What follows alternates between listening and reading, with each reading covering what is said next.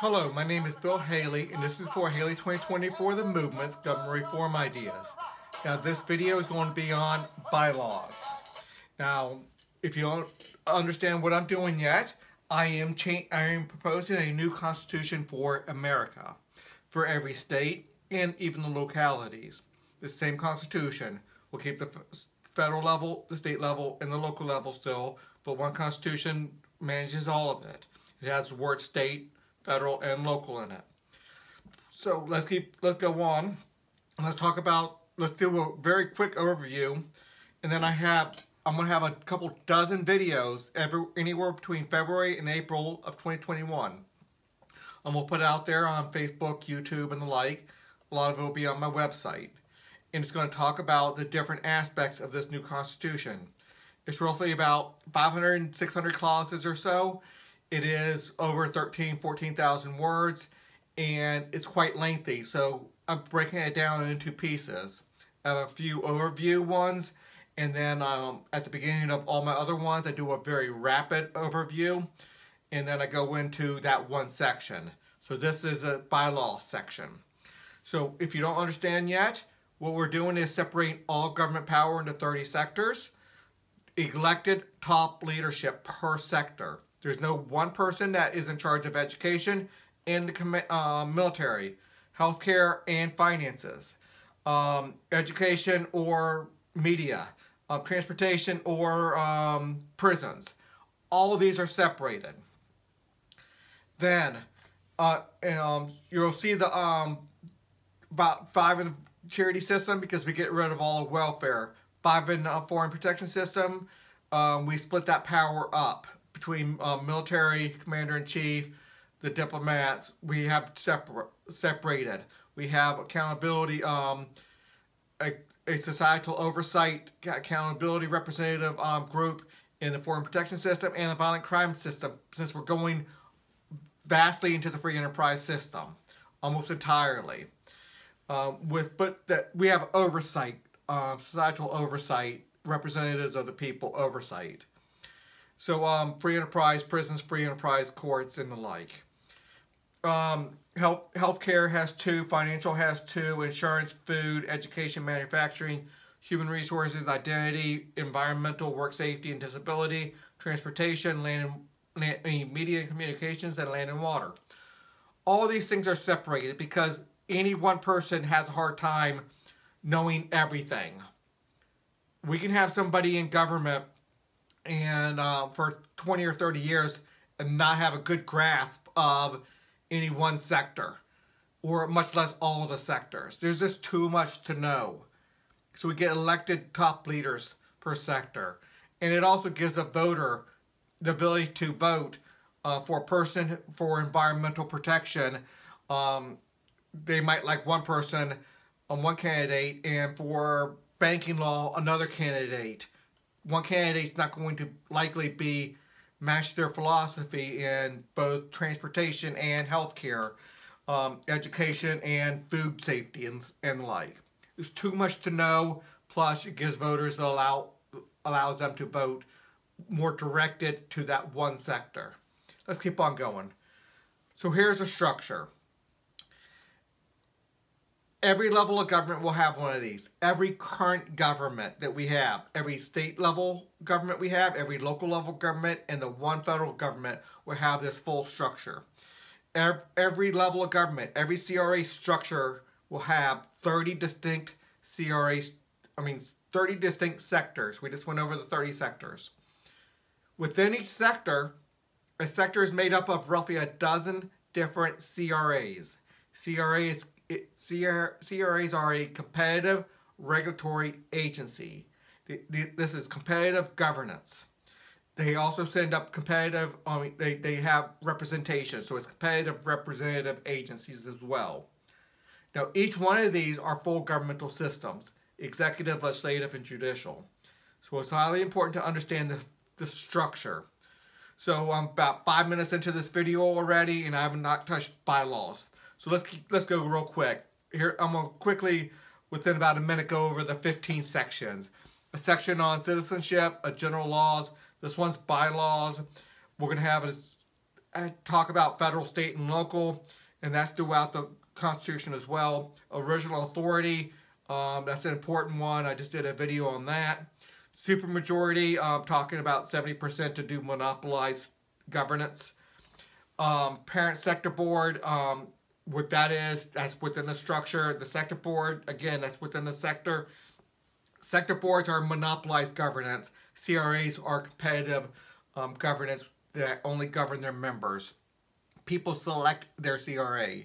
CRAs are 90% of what this is. And everything else around this is built around this to make CRAs work better.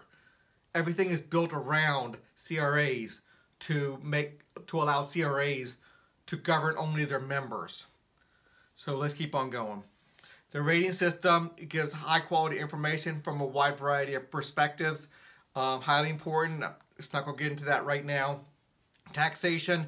We still need to fund the military. It's going in the free enterprise direction, but the military is going to be paid for by tax funds, but much more free enterprise within the structure of military. Taxation, okay, dealing with the debt we currently have, that's a big part of everything we're doing. And hopefully once we get rid of the debt, 30, 40, 50 years, that section falls away. But that's a major transition section of the Constitution.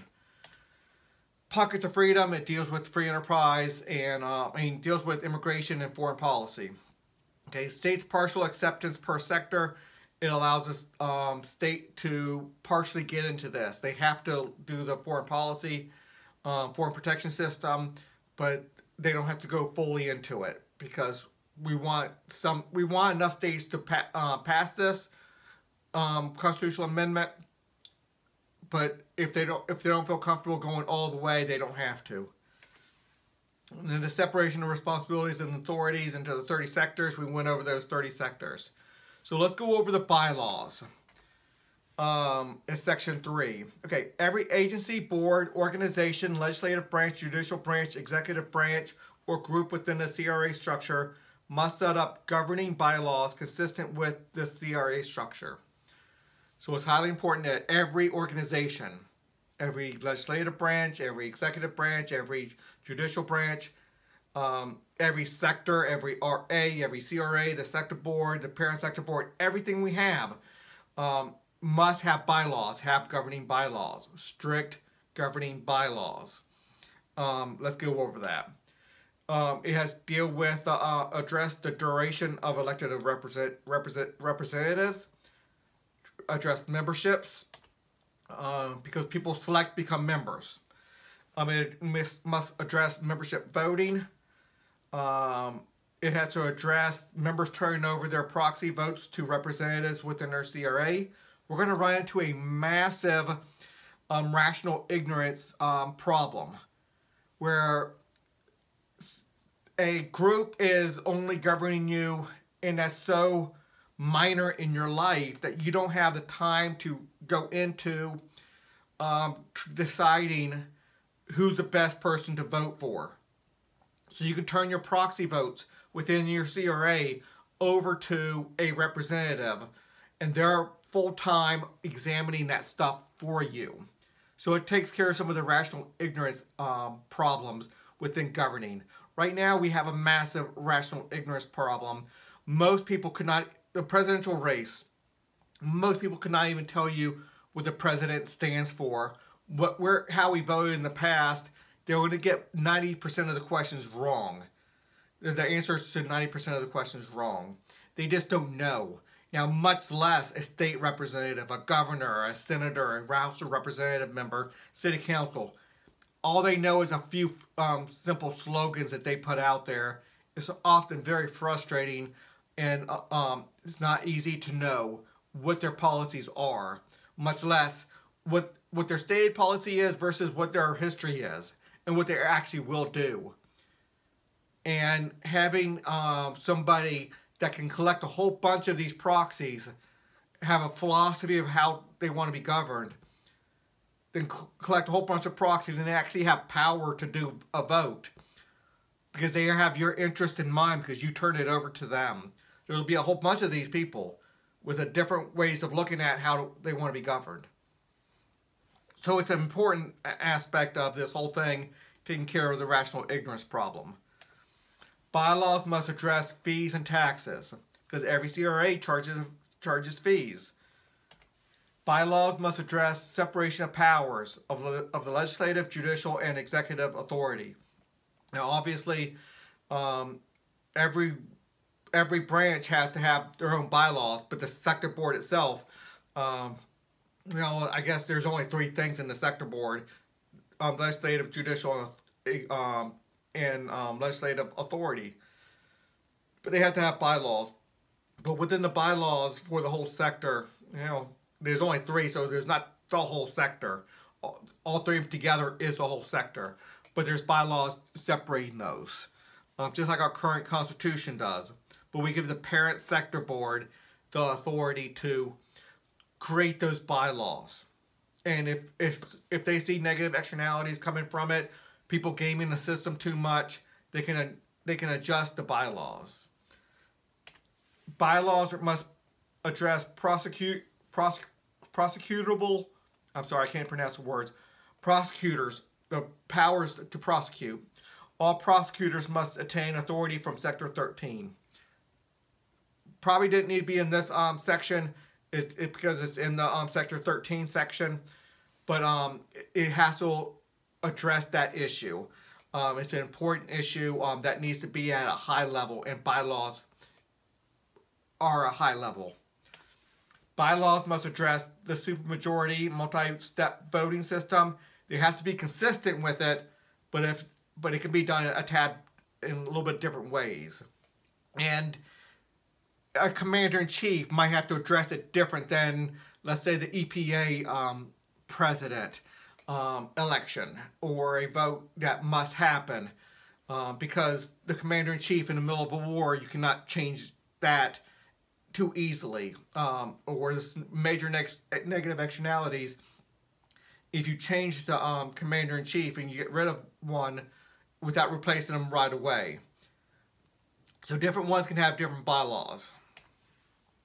Bylaws must address vacancies in an official office with an appropriate line of succession. So we currently have lines of succession for the president and the like, but bylaws need to do a good job of addressing that issue.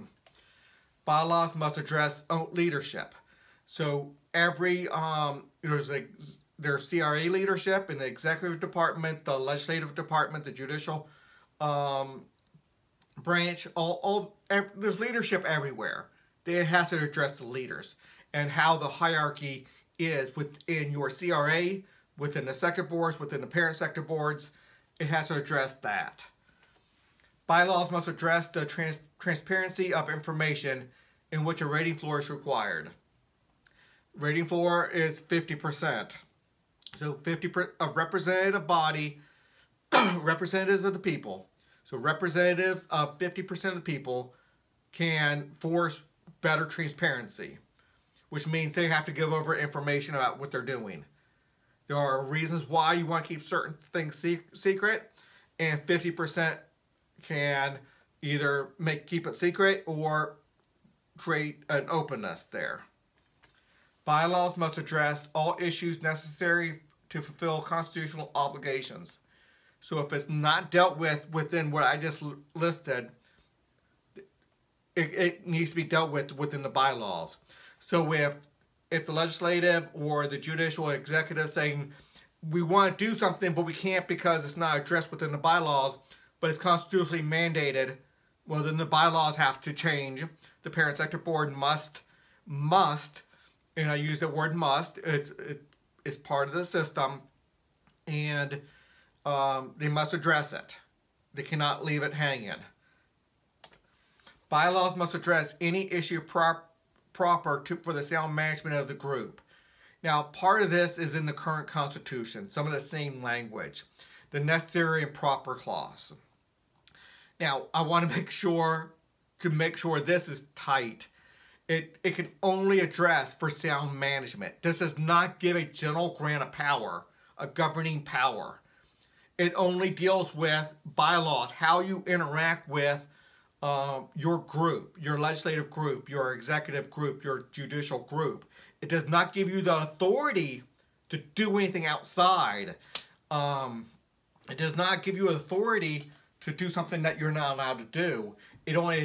It's only the hierarchy of your group, how it works internally, what your group can do to interact with the wider group, wider society.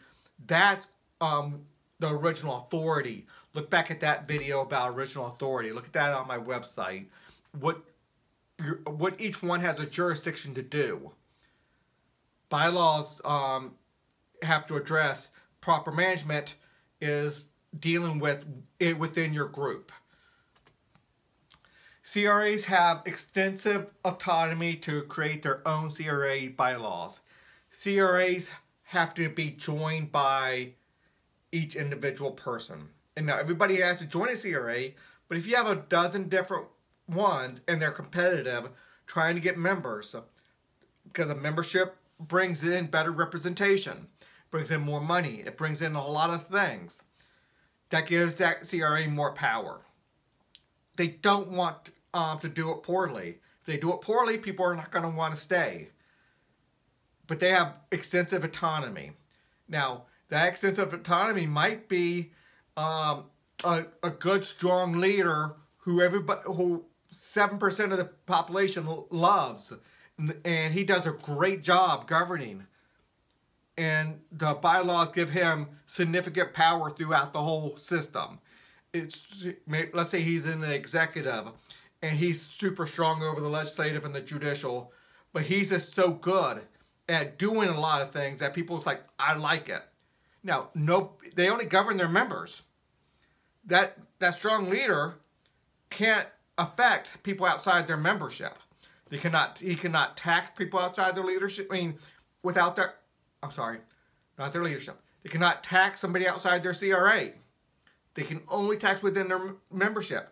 If they start becoming tyrannical, unjust, he starts doing a bad job, people can just leave that CRA or maybe vote for a different leader. Now, maybe that would be good in some aspects. I doubt too many people want to do a strong man. Some people might. We don't know. But we do know that a strong man gets most of his power because of monopolized governance. He governs everybody. If somebody doesn't want to be governed by that person, they can't just leave in a normal system. But in my system of competitive governing, if you don't want to be governed by a strong man, you can leave the CRA. Other CRA is doing it better. So let's keep on going.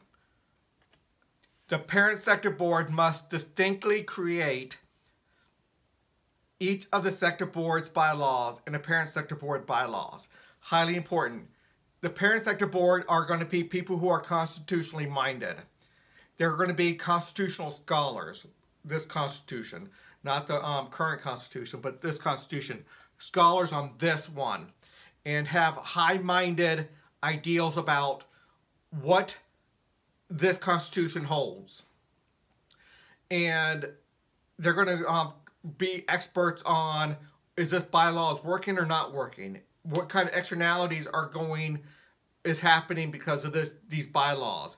What's it restricting? Is it not allowing something to happen that we should have happen? They're going to be experts at that kind of stuff. You're going to pick, as a CRA, you send representatives up to the parent sector board.